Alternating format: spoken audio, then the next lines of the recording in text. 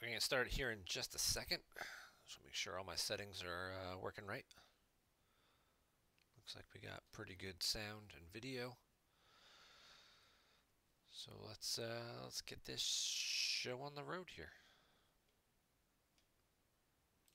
All right, welcome everyone to episode number 35 of my GEMP Game Review Series.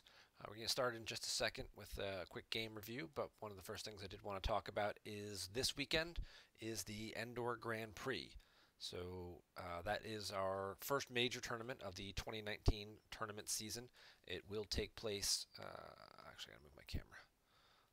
There we go. It will take place in Seattle, Washington this weekend, Friday, Saturday, Sunday. There will be live streaming going on Saturday and Sunday of the 8 rounds of Swiss events of gaming, and then the top 8 quarterfinals, semifinals, finals on Sunday. Hayes Hunter is your tournament director. Queso Sauce will be doing the commentary for the event. If he can get the remote access set up and everything, there's a possibility, myself and possibly one or two other people might be jumping in, tagging in and out for a few games to give him a co-commentator, so he's not just sitting there trying to do it all by himself. I've done that myself before, and A, by the time after 8 hours of doing it, your voice is pretty much shot, and B, you kind of run into dead air spots a little bit, where if you have two people doing it, you can kind of have a little back and forth about things and find out more about what's going on, different matchups, different strategies, and you guys can talk about some more stuff, and it does help make the broadcast go a bit smoother than just having one person do it. Right now there's about 24, 25 people who have signed up to participate. I know one or two people from Minnesota are also coming who haven't pre-registered. There are one or two people who might have some scheduling conflicts. So I think there'll be about 25, 26 players at the event, working their way and trying to cut down to the top 8, which will then take place on Sunday. The hotel information is all right here. If you are in the Seattle area, and even if you don't feel like playing competitively, you're not quite up to that, stop on by, meet some of the players, check out some of the decks people are using. Maybe you can get in a fun game or two, for some of the other side events that are going on too. There's just a team event on Friday night. Partner up with someone and just play a couple games with just one side. I got a really good light deck, but my dark deck sucks. Well, just play the team event then and hope your partner will let you play light. That's always a fun thing. There's these cool little coffee thermoses that travel mugs that have like the Endor Grand Prix name and whatnot that they always give out, that are different from the mugs that are usually given out at some of the other events, because the event is in Seattle. Coffee, Starbucks, yeah. You've got your main event on Saturday.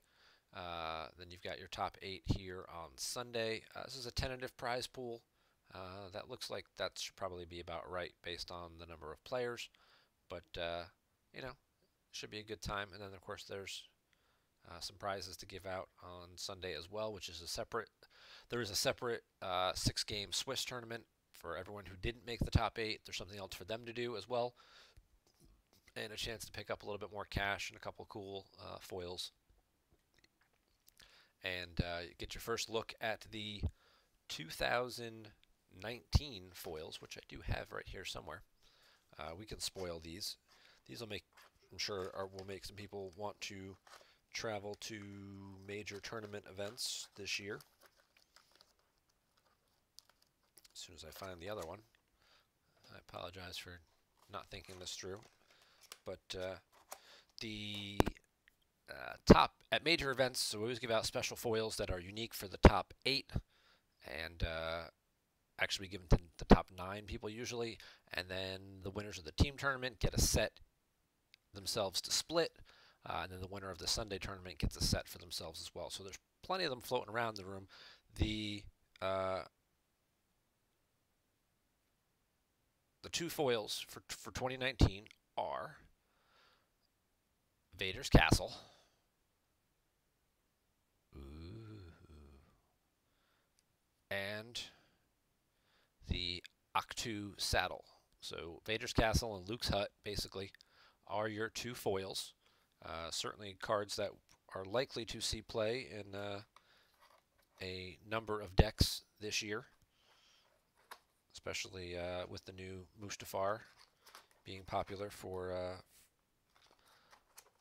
a new set 10 card. Should help raise the popularity a bit of the castle, giving it another way to get them out. So be sure and head over to the Endor Grand Prix if you were on the fence. Perhaps that may make the difference. These foils will be given out at other major events, the European Championships coming up in April, I think it is.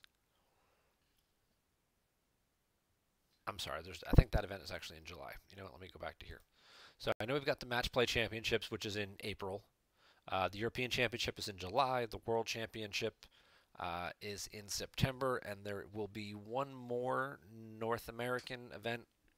Whenever Worlds is outside the U.S., there's always a North American Continental Championship for those who can't travel outside the U.S. or prefer not to. To have another major championship for them. The details of that one are still being worked out. When the timing will be, I would expect it'll be between these two events. It'll be after the European Championship, but before the World Championships. So somewhere in this July to September. So sometime probably like mid-August, I guess, or early August, somewhere in this little window here. For the players who can't travel to the World Championship, they can still have one more big major event to compete in. But that's gonna, it's not what we do our show about. So we got some upcoming events out of the way. Now what we want to do is what everyone's anxious to know is, are these new set 10 cards any good, and how have they changed the environment? So let's go from here and we'll figure that one out. Oh, we're going to do this the hard way afterwards. All right, so this game link was submitted to us from Gornall. Thank you very much, Gornall. He's the first person to submit a post set 10 game link to me, and we definitely appreciate that, so we can start looking at what's going on here. Gornall is using Profit, but he is playing with the new Jedi Business card as one of his starting effects. Which will certainly impact his character selection package. And he's playing against Rambows. Rambows is playing Invasion with Droid Racks. He started You'll Be Dead, which is the one that does the ping for occupying with blasters. He started Imperial Justice, which limits each player to one Battle Destiny draw, which he stacked a B2 droid, O switch off, and the 3-2 site. That looks weird, layout-wise. And the new Silence is Golden, which is also another V10 card. Deploy on table. Droids are Destiny +1. That's pretty good. Once per turn, if you just drew a non-battle droid for Destiny, take that droid into hand. Not sure how often that'll come into play in this matchup, because he should have mostly these battle droids. There might be like a 4-LOM or something floating around. We'll see. Once per turn, may deploy Droid Workshop, Forced Servitude, Incinerator, or Wooher. Forced Servitude is a likely card he could choose. That's the one that lets you forfeit droids from hand and use their forfeit value to absorb force damage. So basically, if you get force drained for a lot, you can throw a droid away. If you have to take like 25 overflow in a battle, you can throw a couple of droids away to your loss pile. And Gornall's going to go with Jedi Business. I must be allowed to speak, and seeking an audience. So let's take a look at Jedi Business here. Deploy on table. Non-Episode 1 Jedi are lost. Okay, so non-Episode 1 Jedi, so that would be Ben Kenobi or Premier Obi. You would not be able to use. No Jedi Luke.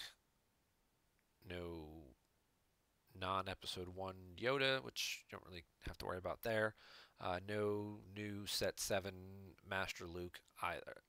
Yeah, Luke Master of the Force either. which is okay because I mean Prophet wants to play Master Luke more likely because of his ability to bounce aliens, which won't come into play at all really in this matchup. Maybe Afra might be floating around in Invasion deck, possibly a Doctor E, maybe it could. Um, and then there is an Episode 1 Ben Kenobi. You can play the new General Kenobi that recently came out in, I think he was set 9, who works really well on the ground. You can play Rebel leaderships with him and General Leia and do some interesting things to get multiple battle destinies on the ground. And then obviously you can play the cards we see in his hand. He's got Yoda, Mace, and Qui-Gon. Qui-Gon deploys -1. Unless with Anakin or Vader. Mace is completely immune to attrition, so just don't put him with Anakin, but they can always counter with Vader, but not in an invasion deck, so... actually, you can't even play Dr. E in this deck. What am I talking about? You can't play cards with ability except trade guys with Trade Federation and lore, so no Dr. E. Sorry, just mentally spaced there for a second on Invasion's character restrictions, so ignore that other part. And in the last part of this text, once per turn, you can choose to deploy an Episode 1 lightsaber or use a once per game feature to get one of these locations, Nightclub, Malastare, or Mos Espa. So he he's got Mos Espa in his hand. That's an interesting way to go. Gives him another ground site on Tatooine that he can easily get out of his deck. He's also playing the Farm Puller, so that would give him 4 sites on Tatooine that he could spread out to maximize his ping damage from the flip side of his objective and his force drain potential and opportunities. He could also play Malastare if he was running any type of space package, and then just he would satisfy battle plan. He'd have a system to go to take care of that. Prophet isn't usually a deck that you see run lots of space. It doesn't have a lot of room because it has to commit so many characters to the ground. If anything, there's like a token ship or like a little starfighter with the landing claw, whether it's a Bravo fighter or something like Booster and Pulsar Skate, or one of those kind of Rick and the Queen ship, like one of those kind of ships with the permanent pilot built in and 1 passenger slot or 1 pilot slot. So if you needed to throw somebody in there to get around Zuckuss for a turn or 2, you could do that. Booster or that, and like you throw Anakin as a pilot for 1 or 2 turns, they're immune to less than 5. If it's a bigger ship and you can landing claw, and then you just use that to get around the battle plan for a while, that's certainly a good way to go. If you are trying to play at least some type of token space. Not all Prophets do. Some of them don't even run any ships whatsoever. They're like, I'm just committing everything to the ground, and that's what I need to do to win. And that's where all their damage is going to come from. So just whether or not you can afford to pay for it is kind of where you're looking at. All right.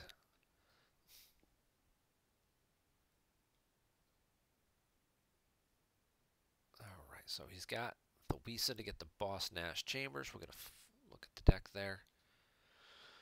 He's already got the Jedi Council Chamber in hand as well, so his activation is going to be pretty solid, and the Mos Espa, and then he could potentially pull the farm as well.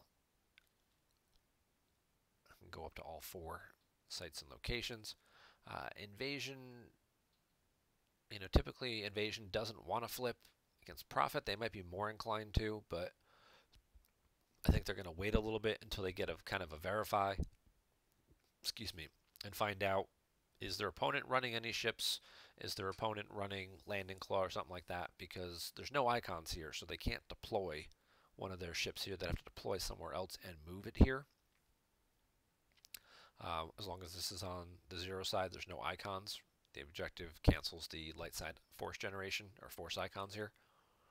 Yeah, opponent's force icons at Naboo system are canceled. So this is a 2-0. So it's not a battleground. They're not occupying battle plan. So before you flip and give them those icons, it's usually a good idea to kind of figure out what kind of space they're playing and what kind of protection you might need, because if you lose this system, obviously it flips your objective back and kind of really limits your ability to satisfy battle plan for yourself or move any people around that you need to. He's going to get Te Hao out. Te Hao is just the guy who protects.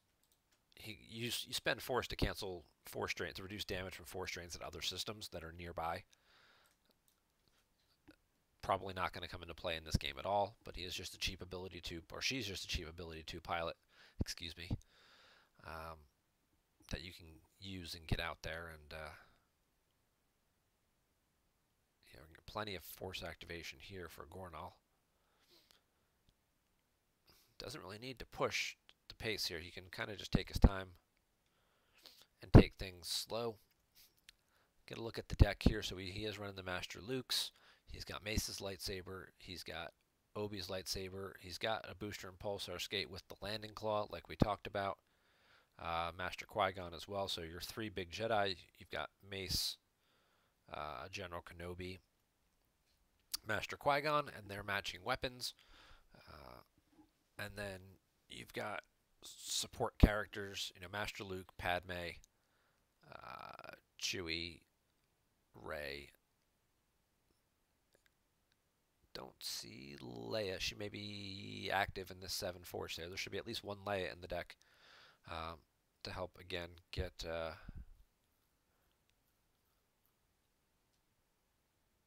some extra damage from the objective. We also see someone who loves you, which is your alternate way of freeing Han other than controlling the site. Oh, and Anakin's lightsaber is in here as well, which could go on either Master Luke or certain Leia's. Oh, and this is also the new V10 lightsaber, so it goes on Anakin, Luke, or Rey. Okay, so we got Anakin, Luke, Rey, all good characters to use that lightsaber. So plenty of good ground drain potential, the ability to do some ping damage, the ability to, with either 3PO or R3PO, set up a gift. These are all the Prophet's strengths. That's why it's kind of a ground-intensive deck. It's because of all the things that it wants to do here. And we see a copy of the journal as well, which is really good when you're playing against Darkside mains decks. The journal basically cancels weapon destinies once per unique lightsaber. So if you've got 2 or 3 unique lightsabers, you can cancel 2 or 3 weapon destinies per battle. So we'll get the farm out. So he's got great activation now. Obviously you play multiple pullers for these 2 locations, and then these 2 you can get automatically. So even if you didn't get any of these, you're still giving yourself a pretty solid head start. And then Seeking an Audience gets you 3PO. If necessary, you can pull the Don't Do That Again defensive shield, which once per game lets you get an immediate effect. Take the immediate effect into hand, which would be a gift, and then you just move him over, slap a gift on him, and now it would really limit alien decks and what they can do. Again, in this particular matchup, aren't really going to be any aliens other than Dr. Aphra, so no threat there. No need to waste the shield pull on that. But 3PO will help cycle back some of your higher destiny interrupts and hopefully try and start filtering out some of the lower destiny characters. Now, there is a gift which we just talked about, so we'll just pull it up here quick so you can take a peek at it. Battle Destiny, where they have an alien, their Battle Destiny draws are -2 and Force Drains are -1.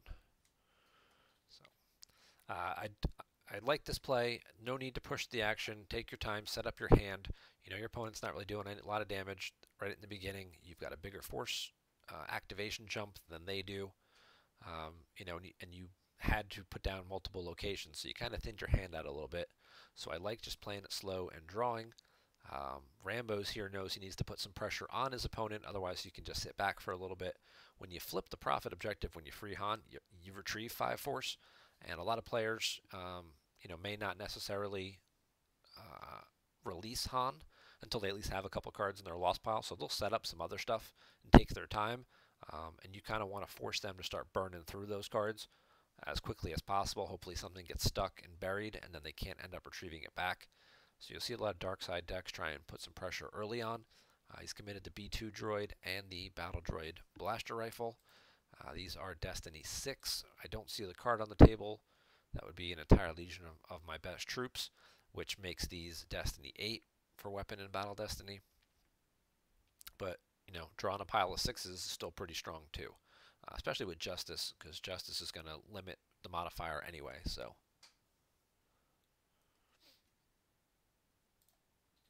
let's see what else we got going on here.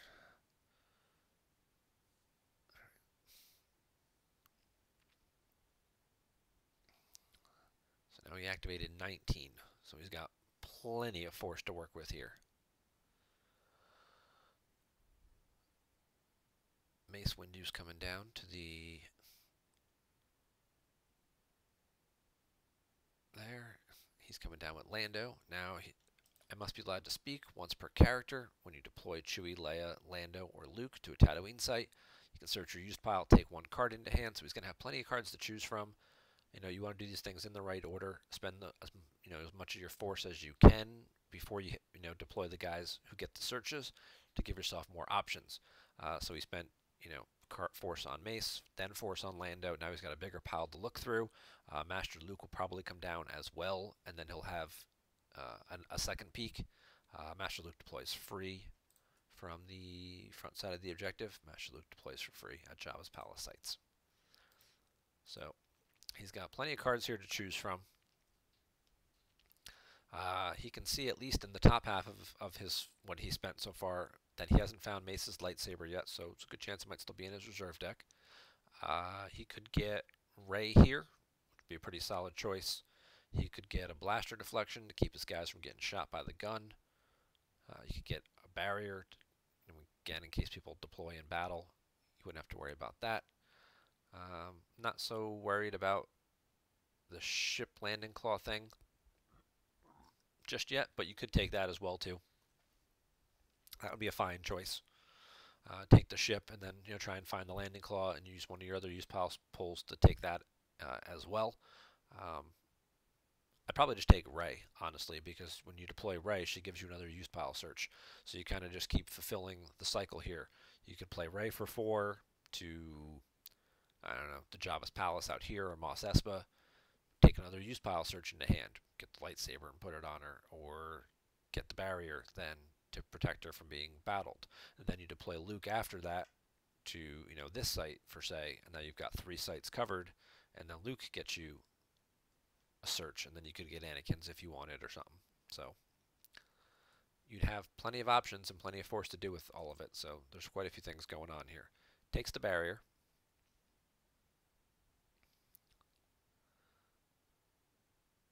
Puts Luke down, goes and gets a card with Luke, and takes the lightsaber.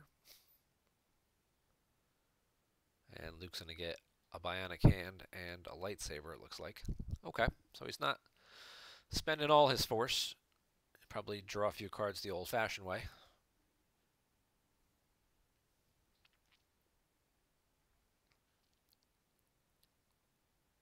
And there was no Episode 1 lightsaber to deploy there, which means Mace's lightsaber is somewhere in these 8 cards down here. And he is going to move Mace out by himself and doesn't move 3PO. I don't like that, and here's why. With Mace out here hanging on by himself and against an aggressive deck with lots of guys with guns, he can very easily just drop a battle droid right here. I mean, he's got a barrier, but he's got 12 cards in hand, so probably could have a barrier canceller. So he could put a droid here with a gun and shoot 3PO, and then 3PO would be lost. I mean, yes, he can retrieve him when he gets Han back, but at the same time, once Han is no longer frozen, you can't use this part of the text to pull him back out of your deck. So I'd rather just have 3PO in play. So if you're going to move Mace out, I would have paid the extra 1 and slid 3PO over. Or moved 3PO somewhere else where he's, I wouldn't leave 3PO here with Mace. Ideally, he'd be by himself somewhere. So I'd move him to this site so he wouldn't be able to be battled. The other possibility is to move him here with Luke and Lando, where at least he's a little bit more protected. This is a less attractive site, I would think, to go to because of Lando's ability to exclude characters, and then Luke with the lightsaber and the bionic hand. I mean, yes, this is the site that they want to come after you at because of Han and Prophet and whatnot, but they also know this is the site you're going to commit a lot of your stuff to. But yeah, I would have probably moved 3PO here, or at least in this matchup, if I wasn't planning on playing a gift at all, I wouldn't have even deployed 3PO to Tatooine. I would have put these sites down, and then I would have paid the extra 2 force and just put 3PO in the Jedi Council chamber.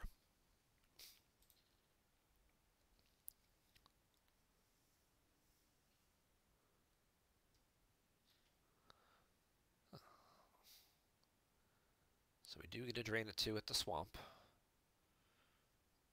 No battle plan from either player, so does not have to pay for that drain.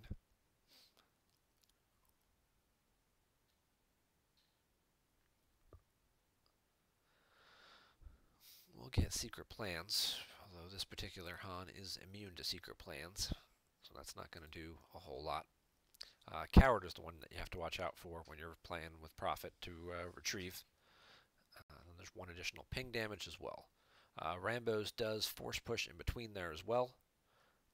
And then, so he lost BB-8. Now he's got 4 cards in his lost pile. And Gornall's going to go ahead and get Han out and retrieve. Although it's played at the wrong time. Okay, so here's what happened here. Gornall is set up to retrieve 5 cards.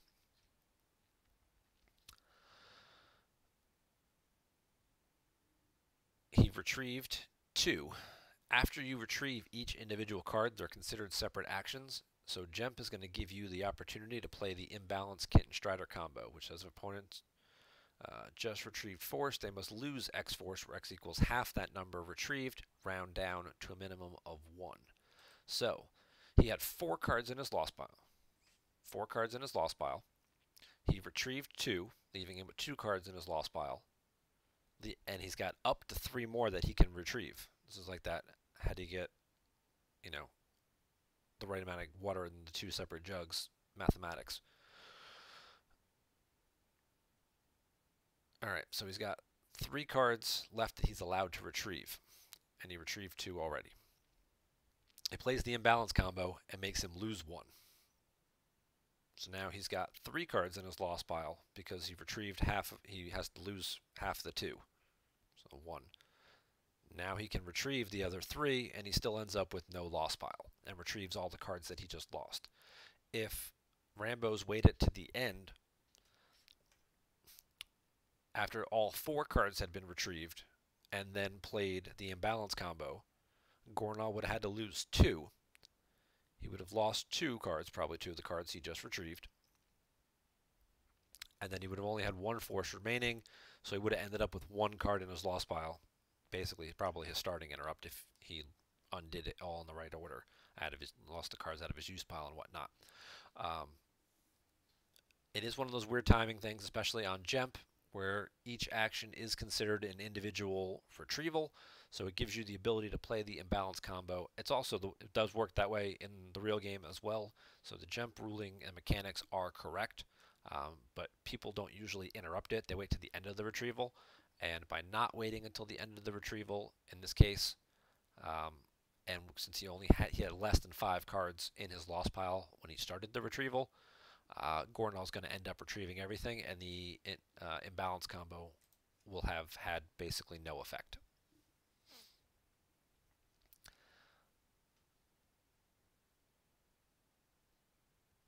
And as you can see there, no lost pile now because he retrieved everything.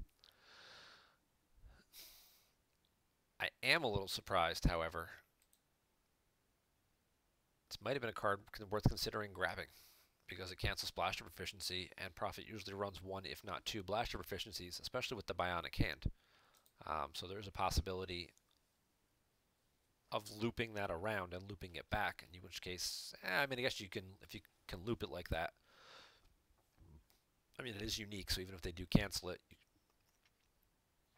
you don't quite have the same benefits. Alright, and Rambows is going to go ahead and flip now. He did not have a barrier canceller, so Maul's going to get stuck there in front of Mace.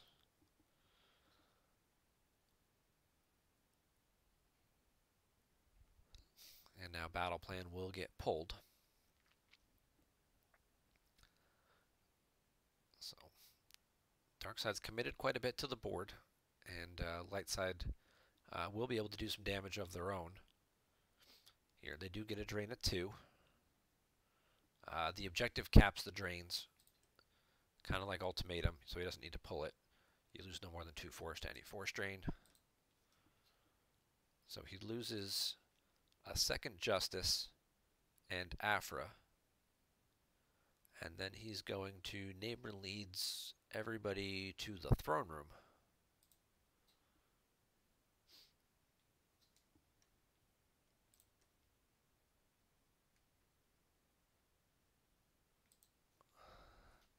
And he drew a 3. It was Padme. So he'll pay 3 force, and he's going to move all those guys over to the throne room. I like that play. Either way, you still have the ping damage somewhere in the control phase. So he's going to neighbor in first, everybody over. Okay, so so Rambows had other cards available to cancel blaster proficiency, so that's not necessarily a bad thing for him that he played the imbalance combo then. He did have a backup plan for sorry about the mess. That would have gotten very messy had that happened. He's got 3PO a card. He causes the 1 force loss, which is another Lord Maul. Yoda comes down over here. Anakin joins them at this site, and there's another barrier played. I don't know what Yoda's kind of doing over here. Yoda doesn't do a lot by himself.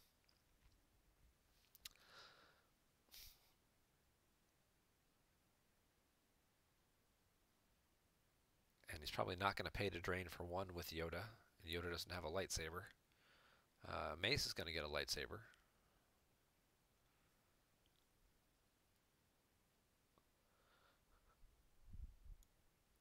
Luke's going to get a journal.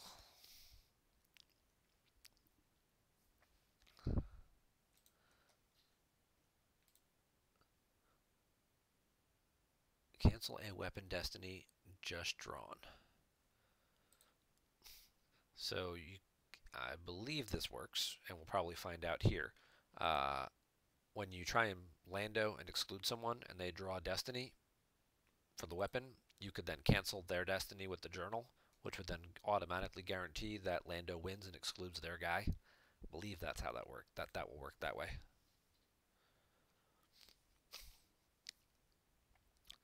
So weapons display shield was pulled. So when Anakin gets excluded from the barrier, Darkseid now has to lose 2 force for that. They top deck a gun and a Gick combo. And now we'll get Anakin's lightsaber swinging at this guy. O switch off. Cancels that. O switch off is kind of a pain in the butt kind of card. Almost would have made it worth it to swing at Rune instead.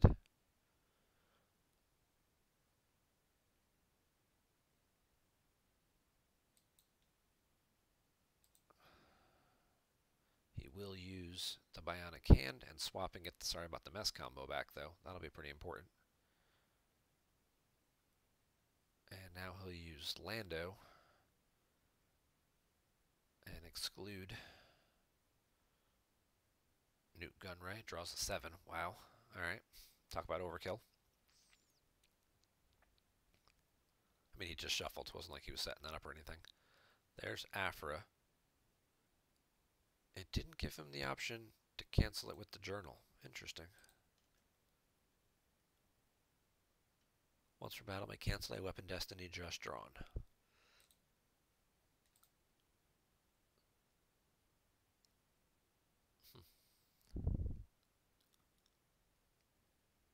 Maybe there's some reason why that doesn't work, but maybe it's just a programming thing too. But I feel like that works. He draws an interrupt for battle destiny. The objective lets you place that out of play. If you opponent just drew an interrupt for battle destiny, once per battle, place that card out of play. That is one of the very strong benefits of the flip side of the objective. Rambows draws a 3. It would be +1, but Imperial Justice, because droids are Destiny +1. There's another, maybe it's Dauphine or Gunray. One of those other guys also adds 1 to your droids. Oh, looks like he's in the middle of losing battle damage, so it won't let me get rid of that. Okay, so he lost 8 cards.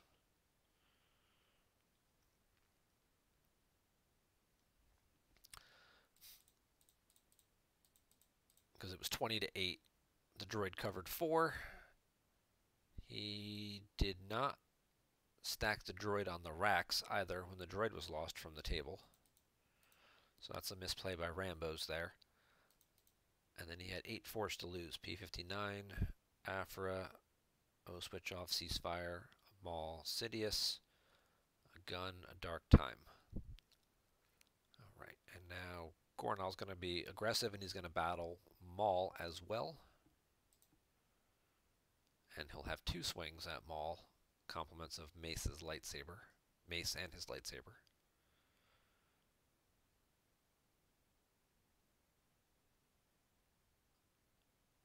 He chooses not to Jedi Lev the Luke out of his deck.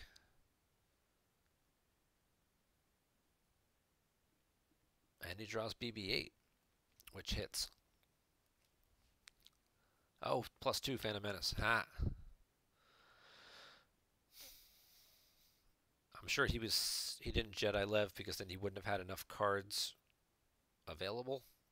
So he wanted to leave himself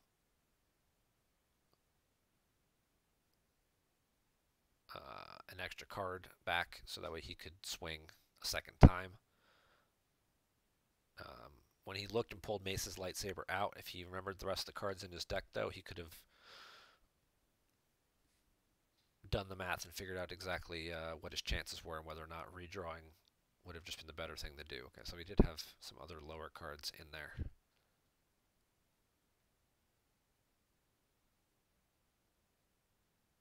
Oh, that's going to miss as well.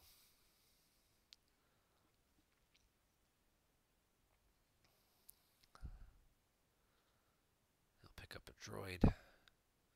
So Battle Destinies can't be modified. Alright, so he did have a couple of lower Destiny characters in there. So that may not have been a wise battle then, knowing that he drew some of his higher Destinies over here, and that he had multiple characters and low Destiny characters left over here. It may not have been a good idea to battle in that situation. That just comes down to knowing your Destinies and kind of following what your deck is doing. So Mace goes down in flames, and light side has 1 battle damage to satisfy, which will be the Ray from the used pile. And now Maul has set himself up for a nice little drain at 2 over there, and 3PO died as well.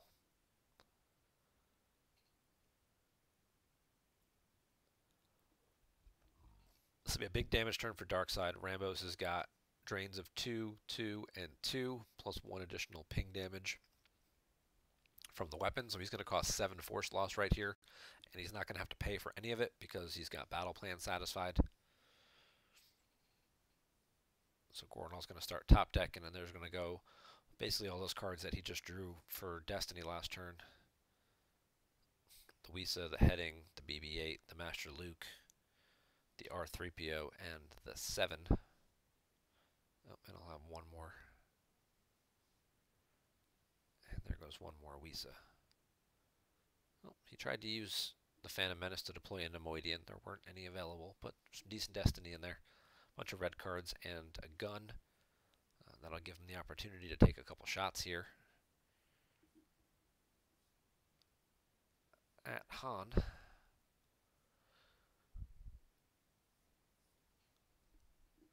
Now Luke can cancel this.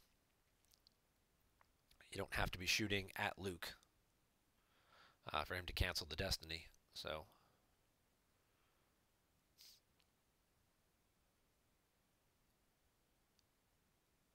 there he goes. He's working around the O switch off possibility, which he should know Rambows has. So he's going to swing at the guy. It's a good move. You don't want to get O switched off. You'll make sure you take out at least multiple guys out of this scenario. He draws low, but still has the Jedi Lev, so he'll get to pull Kenobi into hand and cause that redraw.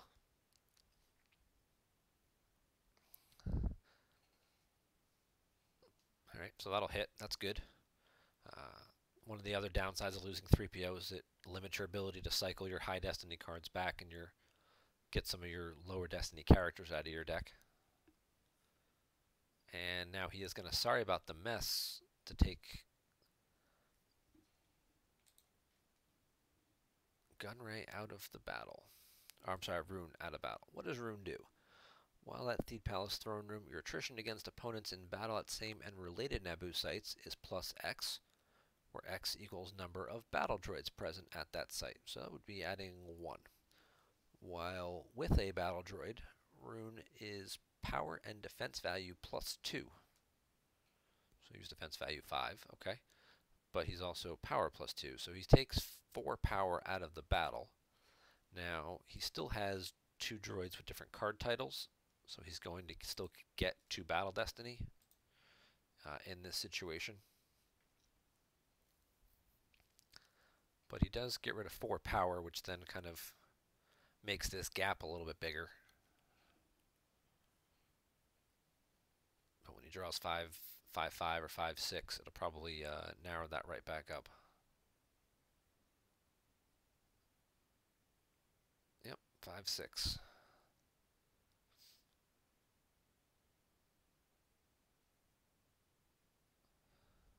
It's going to be Anakin and Han, I think. You can retrieve Han once per game. Oh, there's Qui-Gon's lightsaber, so now he knows where that card is.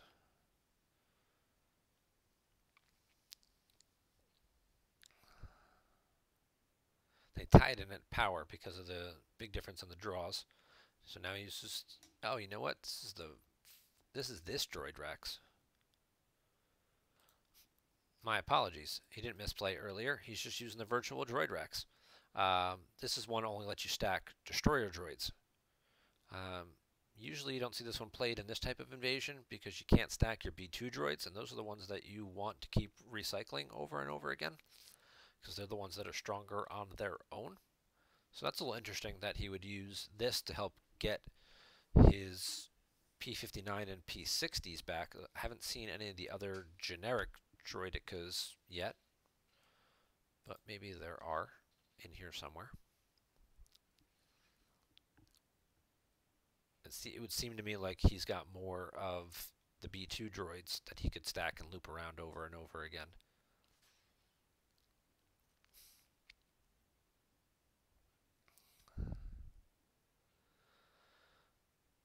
And he'll retrieve Han, paying 1 force to do it.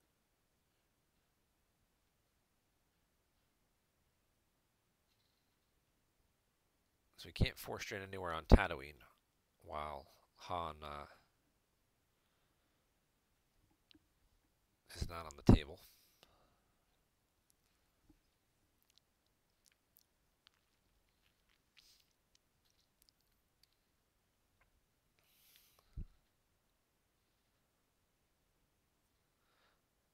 Gornall shouldn't activate any more than 15. There you go.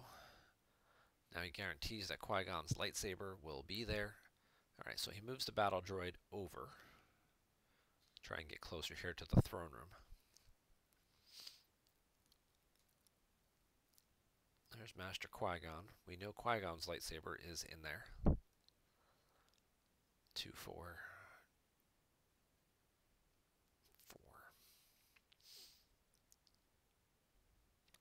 And he's going to put Leia down as well.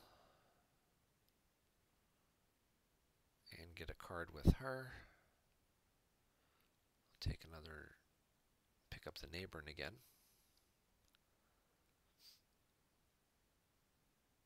And then he's going to beat up on this little B2 droid here. First he's going to swap Corn Horn and get the sorry about the mess back. He plays There Is No Try. I guess he was concerned about the sense for the O switch off. Coincidentally, in a matchup like this, O Switch Off is probably the card you want to grab. Um, Aside from the fact that it's the one that prevents you from hitting their people, it's also a used 6, so it kind of has a double whammy effect when they play it, and then they can track it around and then, draw a 6 for Battle or Weapon Destiny. So,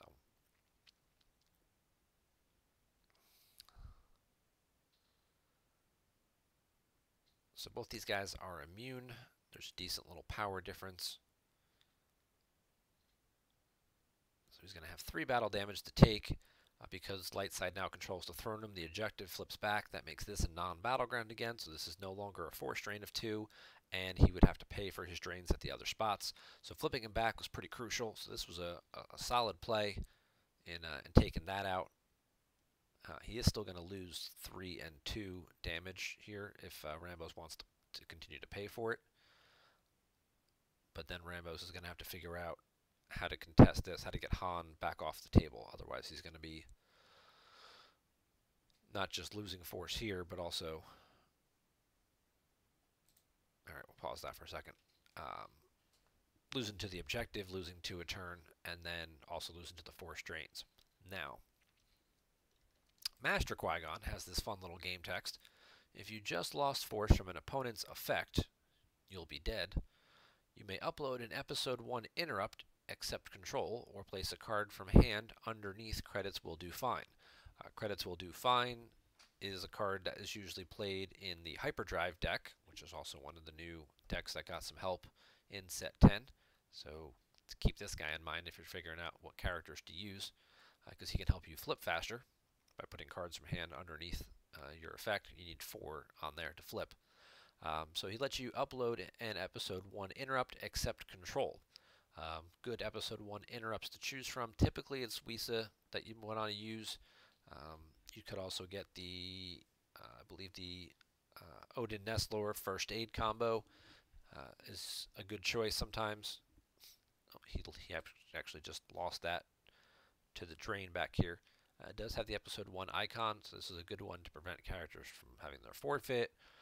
Also, nope, it's not this one. It's the other one that gets rid of cards off droid racks. Okay. Also cancels disarmed or reacts or, helps you move people around. You can also get Speak with the Jedi Council as a possibility if you haven't gotten your Jedi Council chamber out yet.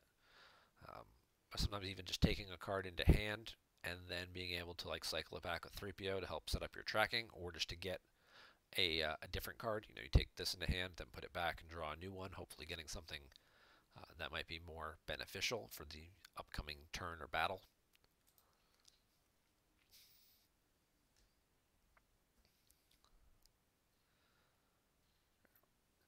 So they're both pretty close on life force totals right now.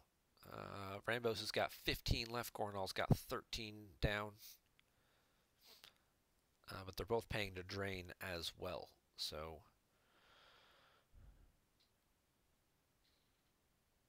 I think right now Rambows is slightly ahead, but as we can see in Gornall's hand, he does have the neighboring leads.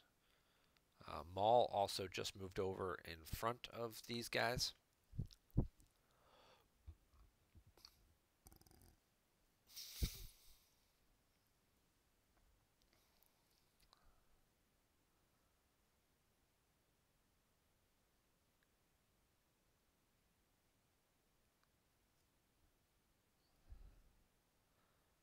Alright, so he can drain for 3 now. It's going to Tarkin's orders to cancel it. That hurts. Then 2 from the objective. So Rambows definitely pulls ahead there with the Tarkin's orders in terms of the damage race. And now Gornall's going to play Neighborin. It's going to cost him 5. Ouch. It's going to cost him 5. He's going to get to move Luke and Qui-Gon to the Theed site. Go take out that battle droid.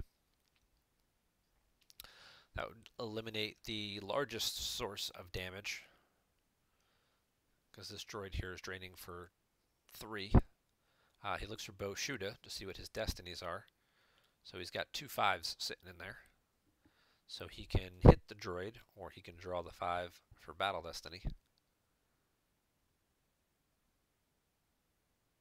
He's going to throw away Awisa, and he's going to pick up the Odin Nestler First Aid combo and take that back into hand.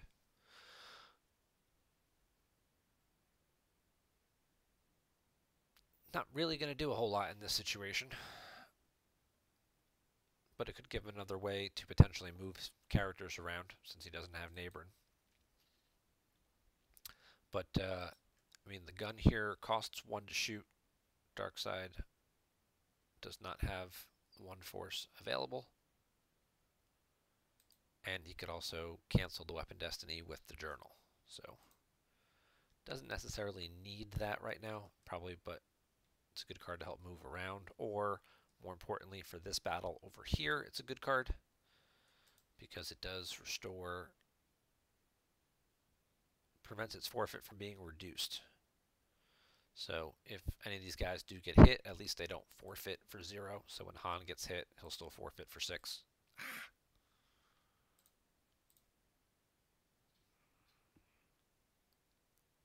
Alright, so he's just going to draw the 5 for Battle Destiny. He's definitely outpowered Gornall in this situation here, so I agree with that. And he draws a kick for Battle Destiny. Well, he's already lost 1, and there's the second one. So he's looking at 13 battle damage here. Light side doesn't have to lose anything. And that will do it. Rambows goes ahead and concedes. Rambows would be losing the droid and 9 more on top of it. And he's only got 14 cards left, so that would pretty much be just about everything. Take out certainly a good chunk of his cards, and then if Lightside wanted to, knowing that that's another 5 sitting there, they could even go ahead and battle Maul, knowing he probably wouldn't have enough to swing, and depending on how he lost all his cards, but you could clear everything out all in one quick move. Regardless of that, it would just by winning that battle by that much and making him lose that many cards, he's got 18 total. He'd have to lose 9, so that leaves him with 9 total cards left between his hand and his life force. And that's not a lot to pay to deploy anything. He's got no real places left to force drain. So I can understand why Rambo's conceded the game there, because there's not going to be much else that he can do after that point. Good job by Gornall. I know he sent me some notes here, so let me go take a quick peek at what he said. Nope, it's not there. Because I know he did say he felt like he might have misplayed 1 or 2 things. So let's just see what he had to say.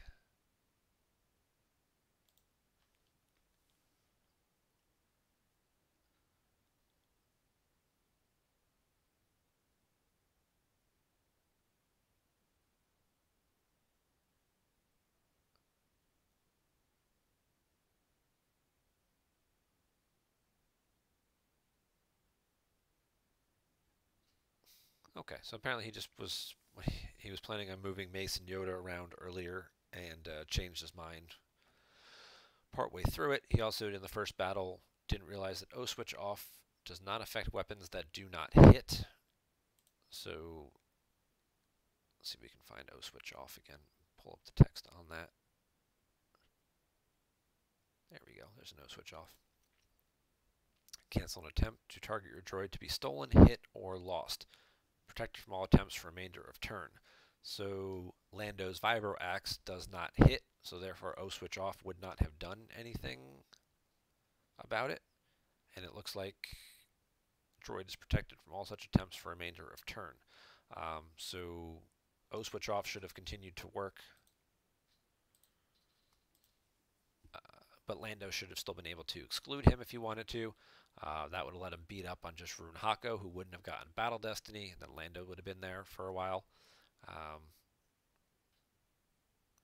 Yeah, that's certainly a big play that happened pretty early on that would have kind of landslided this game and kind of turned it into like a bit of a steamroller, which is a lot of times what Prophet wants to do. But still, it was a good game, and obviously got a chance to see some of the new cards and how they interact, and the ability to get extra force activation, get some unique weapons for some of these, Jedi that haven't seen play as much in a while. Master Qui-Gon, Mace Windu, very strong characters who were staples in a lot of decks for a number of years. Had kind of been relegated to the binder for a little while. They just didn't fit, Jedi Luke, OBV, then EPP Qui-Gon had kind of been the thing, and Mace Windu had kind of been the odd man out. So nice to see that the new virtual card here, Jedi Business, is encouraging some more diversity in light side Jedi options and letting cards like Master Qui-Gon and Mace Windu get back into the light of day. So thank you to Gornall very much for sending over that game link. Of course, now that set 10 is out, please continue to send me new game links so we can keep doing episodes. I'm sure after the Endor Grand Prix, we'll definitely get a few more. I'm sure there's people who might have some tricks up their sleeve that they're saving for this weekend's tournament. So again, be sure and check that out. We'll be doing streaming. Remember, it's West Coast, so it'll be a little later here for East Coast players or European players with the time zone difference. This will be like a full 8 or 9, 9 hours for them, and so it might be late evening, early morning for them by the time some of that stuff is wrapping up. And then East Coast, we're 3 hours ahead of them, so when they start at 10 or 11 a.m., it's like already 2 o'clock here, which I know is always a thing for me when I go to that event. Very sad I can't be there this year. I've been at the last 3. But I know it's always a thing for me because you're playing and it's bright out and you're having fun and you're like, oh, let me call my wife and just tell her how I'm doing. And you're like, it's 9 or 10 o'clock back here still and she's getting ready to go to bed. And you're like, oops. So you're like, but it's still bright out, and you're like, oh yeah. Well, usually that event's also in May when it's, summertime. So hopefully everybody has a great time. Looking forward to seeing a lot of the new decks. And like we said, Queso will be doing the streaming live from the event and hopefully having a few remote people chiming in with him. So that's going to wrap it up for today's show. I will be back next Monday. If you guys aren't tired yet of all the streaming after the Endor Grand Prix, and hopefully we'll have some new set 10 decks to talk about. But thank you very much for watching tonight. Have a great evening, and we'll see you next week.